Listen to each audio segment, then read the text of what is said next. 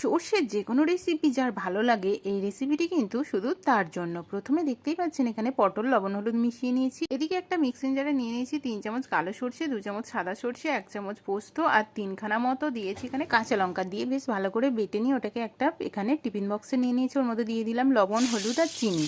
এবারে আমার পটলটাকে ভেজে নিতে হবে। পটলটাকে দেখতেই পাচ্ছেন গরম তেলে ভালো করে ভেজে নিলাম। এখন তুলে নিয়েছি। এটাকে বেশ ভালো করে একটু সর্ষেটাকে হাত দিয়ে মেখে নিলাম, নিয়ে পটলগুলিকে এর মধ্যে সাজিয়ে দিলাম। এবারে দিতে হবে কিছুটা সর্ষে তেল। আমি দিয়েছিলাম ফরচুনের কাচ্চিঘানি মাস্টার অয়েল। তারপর আমি এটা দিয়ে দিয়েছিলাম জল, কাঁচা লঙ্কা চেরা দিয়ে ঢেকে দিয়ে দিয়েছিলাম টিফিন বক্স। এবার এটাকে ভাপাতে হবে। কড়াই বসিয়েছি দেখতেই পাচ্ছেন, ওর মধ্যে একটা স্ট্যান্ড দিয়ে দিয়ে জলটা ফোটা আরম্ভ করেছে। টিফিন বক্সটা বসিয়ে দিয়েছি, দিয়ে ঢেকে দিয়েছি। 10 থেকে 15 মিনিট মতো এরকম ফুটিয়ে নিয়েছিলাম। ফুটিয়ে নিয়ে নামিয়ে নিয়েছিলাম। গরম গরম ভাতের সঙ্গে আমি পরিবেশন করেছিলাম পটলের সর্ষে ভাপা। খেতে কিন্তু অসম্ভব সুন্দর হয়েছিল। আপনিও একদিন বাড়িতে ট্রাই করুন। কেমন লেগেছে কমেন্ট